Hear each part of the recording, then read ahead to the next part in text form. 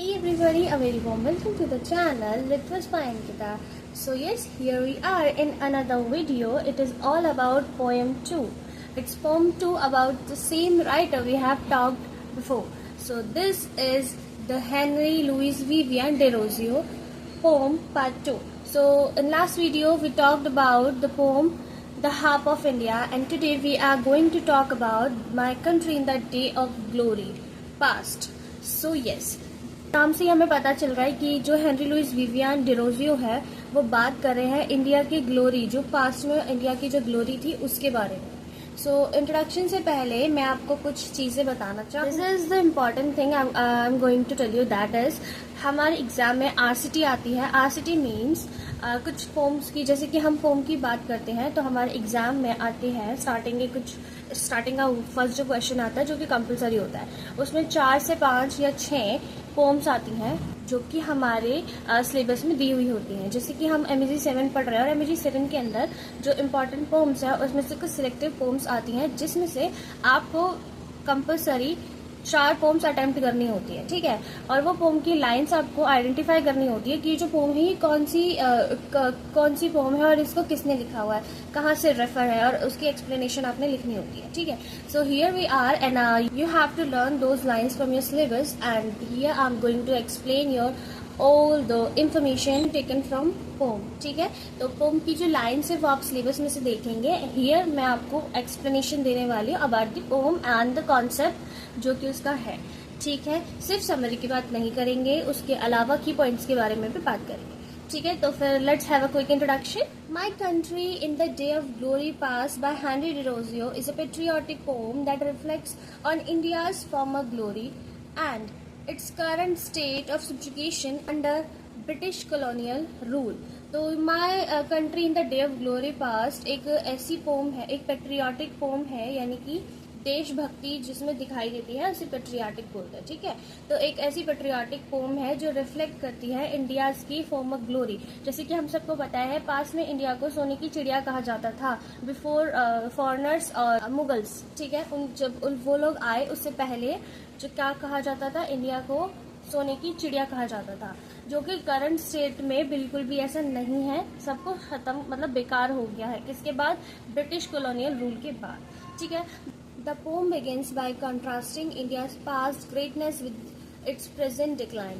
In the day of glory past, India was revered and worshipped as a deity, surrounded by a beauteous halo. However, this glory has vanished, and India now lies groveling in lowly dust. The eagle's opinion, symbolizing India's strength and freedom, is now chained down at last. So यहाँ पे इस paragraph में बताया गया है कि जो India की ग्रेटनेस थी वो हो चुकी है, वो चली गई है, ठीक है। प्रेजेंट में हम उसे क्या करते हैं, डिक्लाइन कर देते हैं।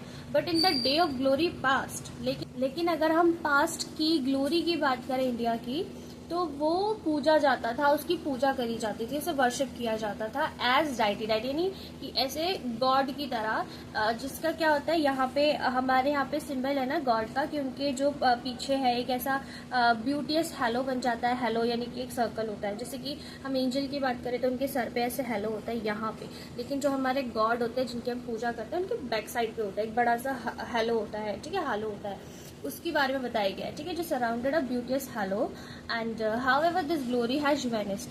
क्या हुआ है, हालांकि वो जो ग्लोरी है वो चली गई है, खो गई है, लेकिन फिर भी क्या है, लिंग इन द लोली डस्ट का क्या मतलब है कि उसके ऊपर क्या आ गई है, धूल आ गई है, गंदा हो गया है। अब धूल किसकी वजह से आई है, वो आई है ब्रिटिश कॉलोनियर्स की वजह से। उन्होंने हमारे जो कंट्री का उसे कॉलोनी बनाया और उसे अंदर से खाली कर दिया, खोखला कर दिया, ठीक है। ये बता रहा है और क्या सिंबलाइज कर रहा है, इंडिया की स्ट्रेंथ और freedom is now chain down at last, है ना। क्या है कि अब इंडिया की फ्रीडम के लिए ही बात करी जा रही है, ठीक है, ऐसा है। तो Derozio expresses deep sorrow and frustration at India's fallen state. He laments that the minstrel यानी कि poet has no wreath to weave for India's expect for the sad story of misery. However, Desrosiers remains hopeful for India's future. He vows to dive into the depths of time and bring back fragment of India's past glory to inspire and uplift the nation. तो इस वाले paragraph में बताया गया है कि डिरोजियो यहाँ पे क्या एक्सप्रेस करते हैं, एक डीप सोरो मतलब कि बहुत ही ज्यादा गहरा दुख और फ्रस्ट्रेशन। किसको देख के? इंडिया की फॉलन स्टेट को देख के वो क्या शो कर रहे हैं, बहुत ज्यादा डीप सोरो शो करते हैं। ही लैमिनेट्स यानी कि जो पोएट है क्या शो कर रहे हैं, रथ जो इंडिया की जो वो सैड स्टोरी है जिसके बारे में बात की जा रही है वो डिरोजियो से देखी नहीं जा रही, वो कंडीशन डिरोजियो से देखी नहीं जा रही है, जिसकी वजह से इंडिया के फ्यूचर की तमन्ना नहीं हो पा रही है। तो यहाँ पे डिरोजियो बात करते हैं कि वो टाइम की गहराई में चले जाए और वहाँ से गहराई में चले जाए यानी कि पास्ट में चले जाए और वहाँ से जब इंडिया की ग्लोरी थी बहुत ज़्यादा, या इंडिया को बहुत ज़्यादा पूजा जाता था, जब इंडिया पूरा सनशाइन था, वहाँ से इंडिया की उस ग्लोरी को वापस लेकर आ जाए। वो यहाँ पर ये बात कर रहे हैं कि इंडिया की वो स्ट्रेंथ, इंडिया की वो चीज़ें जो उसको सनशाइन कराती थी उसको वापस लेकर आ जाए टाइम में।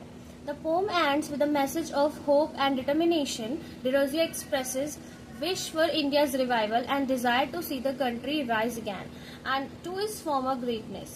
He believes that by remembering and cherishing India's glorious past, the nation can find the strength and inspiration to reclaim its lost identity and freedom.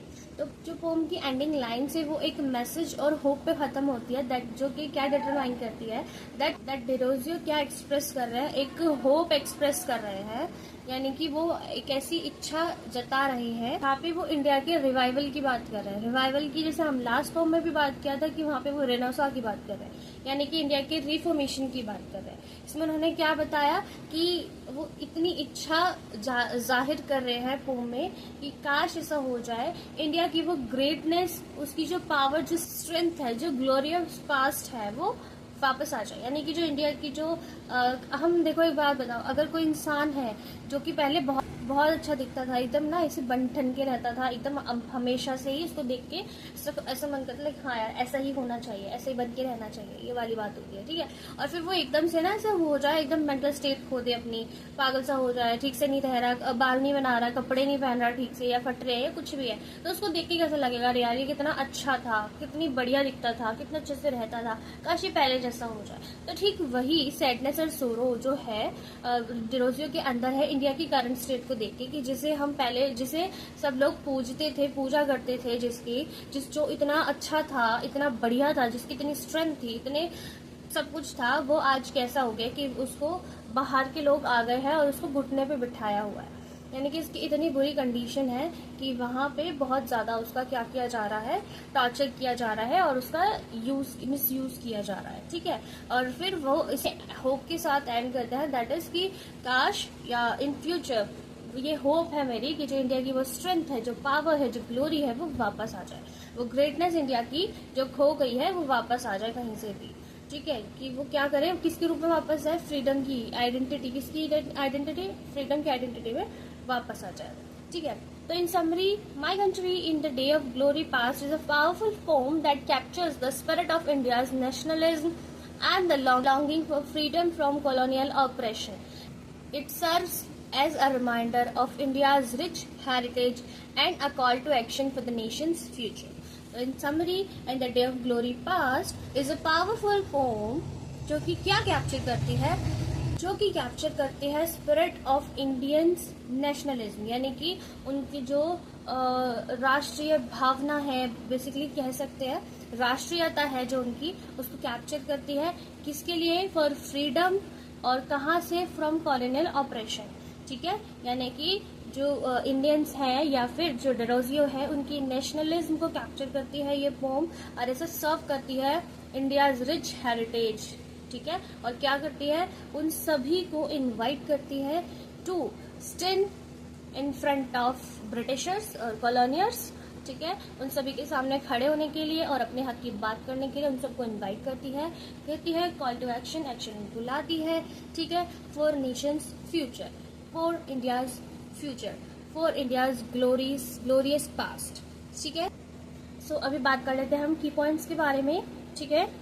तो सबसे पहले बात करते हैं पेट्रियाटिक फेवर के बारे में। national pride. The poem exudes a deep sense of national pride, celebrating India's past glory and lamenting its current state of subjugation. जैसे कि मैंने बताया, सबसे पहले जो डेरोजियो है, उन्होंने बात करी थी इंडिया के प्राइड के बारे में जो इंडिया के पास हुआ करता था. ठीक है. Call to action. Derozio's words serve as a rallying cry urging Indians to remember their heritage and strive for a brighter future. So यहाँ पे कॉल टू एक्शन में क्या बताया, डेरोजियो के जो शब्द है, जो वर्ड्स हैं, जो कि ऐसा महसूस करा रहे हैं कि वो रो रहे हैं. ठीक है. वो क्या अर्ज यानी कि जब रिक्वेस्ट करते हैं, है ना, जब हम रिक्वेस्ट करते हैं उसे कहते हैं अर्ज. वो अर्ज कर रहे हैं इंडियन से, उन्हें याद दिला रहे हैं इंडिया का वो हेरिटेज और वो ब्राइट जो पास था उसके बारे में, एंड देन इनवाइट करते हैं उनको ब्राइट फ्यूचर के लिए. ठीक है. Historical perspective. Contrast between past and present. The poem draws a stark contrast between India's glorious past and its present humiliation, highlighting the impact of colonial rule. तो यहाँ पे जो पोम है वो क्या कॉन्ट्रास्ट दिखा रही है, इंडिया का ग्लोरियस पास्ट वर्सेस जो उसकी बहुत गंदी हालत वाला प्रेजेंट है. ठीक है. वो कॉन्ट्रास्ट दिखाया गया है और हाईलाइट किया गया है कॉलोनियल रूल को, बेसिकली यानी कि ब्रिटिश कॉलोनियल रूल को इस पोम में हाईलाइट किया गया है कि जो इंडिया की इस स्टेट की जो रिस्पॉन्सिबल चीज है वो क्या है, ब्रिटिशर्स. ठीक है. ब्रिटिशर्स है. Historical references. Derozio uses historical imagery and allusion to evoke a sense of India's ancient heritage and its decline. So यहाँ पे historical reference लिया गया है. डेरोजियो ने पास्ट, ग्लोरियस पास्ट की बात करी है. ठीक है. जिससे उन्होंने प्रेजेंट स्टेट को कंपेयर किया है और इंडिया के हर एक इंसान को ये जताया है कि आप कहाँ से कहाँ आ गए हैं, you should stand for yourself. ठीक है. और उन्होंने एंशिएंट हेरिटेज की बात करी है बेसिकली. ठीक है. पोएटिक डिवाइस की बात कर लेते हैं. इमेजरी इसमें यूज हुई है, सिंबोलिज्म इसमें यूज हुआ है. ठीक है. इमेजरी क्या है, the poem employs vivid imagery to create a powerful and evocative picture of India's past and present. जैसे कि मैंने बताया, इमेजरी में क्या यूज हुआ है, इंडिया की पास्ट की एक ग्लोरी वाली इमेज यूज की गई है जो पावरफुल है. ठीक है. सिंबलिज्म में क्या यूज हुआ है, Derozio uses symbols such as the eagle's opinion and the minstrel's wreath to represent India's strength, freedom and sorrow. Eagle's opinion use हुआ है जिसका मतलब होता है कि वो क्या यूज कर रहे हैं, जो सिंबल होता है सन का, स्पिरिट, हाइट और फ्रीडम, इसके लिए हम कह सकते हैं ये सिंबलिज्म यूज हुआ है. Social and political commentary. Critique of colonialism. The poem is a subtle critique of British colonial rule, highlighting the oppression and exploration suffered by the Indian people. तो यहाँ पे क्रिटिक ऑफ कॉलोनियलिज्म में क्या दिखाया है, जो पोम है वो एक छोटा सा पार्ट यूज करती है क्रिटिसिज्म का, जिसमें वो कॉलोनियल रूल का क्या कर रही है, क्रिटिक कर रही है यहाँ पे. ठीक है. Hope for the future despite the brokenness of the present. Derozio maintains a glimmer of hope. India's future inspiring a sense of optimism and resilience. Overall, My Country in the Day of Glory passed with a powerful and poignant expression of India's nationalism and a testament to Derozio's literary genius. Its theme of patriotism, historical consciousness and hope for future continue to resonate with readers today. So overall क्या बात करी गई है My Country in the Day of Glory passed में, ये एक ऐसा expression है जिसमें नेशनलिज्म, टेस्टामेंट और पेट्रियाटिक, इन सभी चीजों के बारे में बात किया गया. ठीक है. क्या किया गया है, डेरोजियो आपका ध्यान वापस लेकर आए हैं. बेसिकली उन्होंने आपका जो अटेंशन है वो कहाँ लेकर आए हैं, इस मिड पॉइंट पे लेकर आए, करंट स्टेट पे लेकर आए हैं, अगर हम बात करें पास्ट की. ठीक है. लेकिन अगर हम बात करें आज के रीडर के बारे में जो कि आगे बढ़ चुके हैं विद वेस्टर्न ट्रेडिशन, सो उन लोगों को भी जताया गया है, उन लोगों को भी, उन रीडर्स को भी दिखाया गया है द कंडीशन ऑफ इंडिया जो कि रह चुकी है, जहां पर इस हद तक इंडिया को मिसयूज किया गया है कि वहां पर एक इतना बड़ा राइटर हेनरी लुइस विवियन डेरोजियो जो वो तक रो चुके हैं इंडिया की ग्लोरी के लिए. So that is all for today everyone. I hope you liked the poem and the explanation which I have given to you.